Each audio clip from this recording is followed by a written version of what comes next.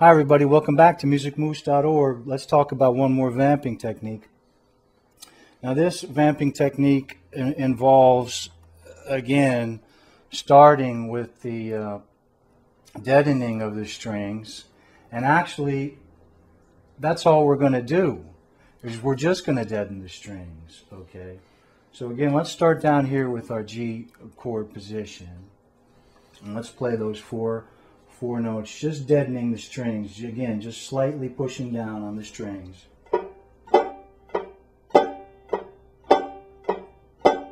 And we can use that percussive technique without pushing our fingers down onto the fingerboard. Okay, we can, because again, when we push down on the fingerboard, it's giving that other little sound. But if we just leave our fingers there, we can use the vamp that way as well. 1, 2, 3, 4. 1, 2, 3, 4.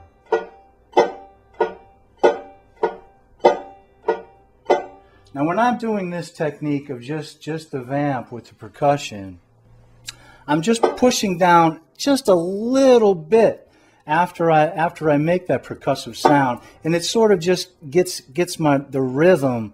The way I think about rhythm, instead of just like 1, 2, 3, 4, I'll just sort of push down just ever so slightly, just to get that rhythm in my left hand, like.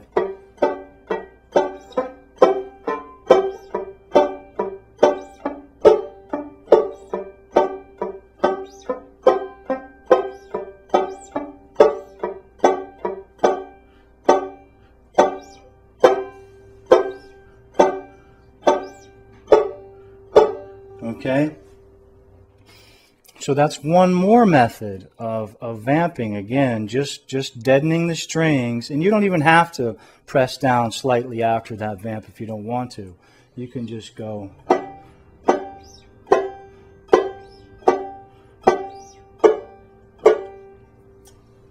To get that sound, okay, to get that vamping sound.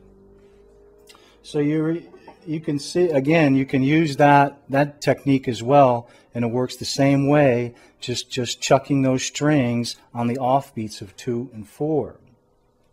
Okay. Now, we can use any of those three techniques. Again, let's start up here this time. Remember, we have those three basic chord formations that we were working with. Again, we started down here, and we can do the same thing up here.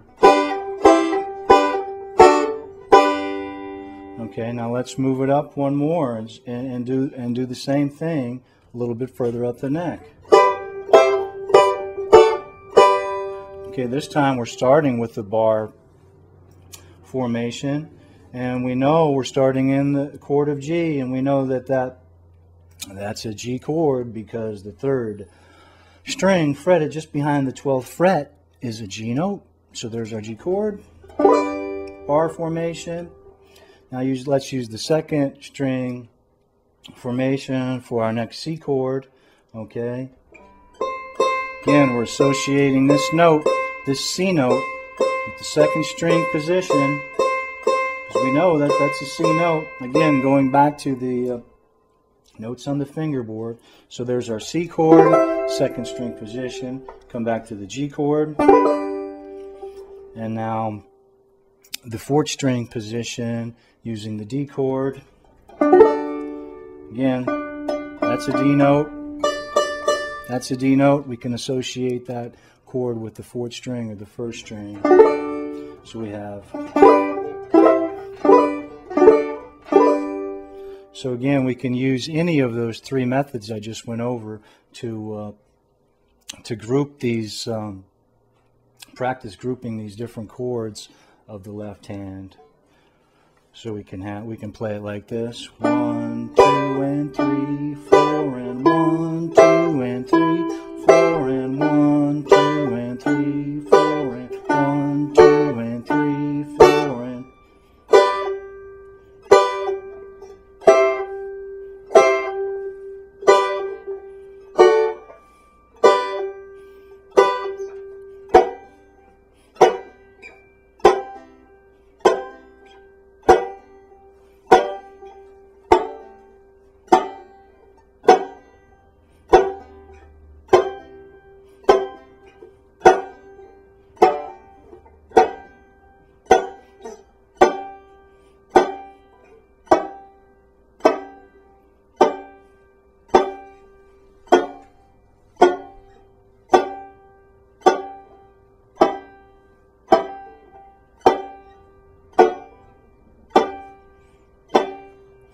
So there you have the three basic vamping techniques used throughout those 8 measures, and also using different chord formations up and down the neck, those full chord formations.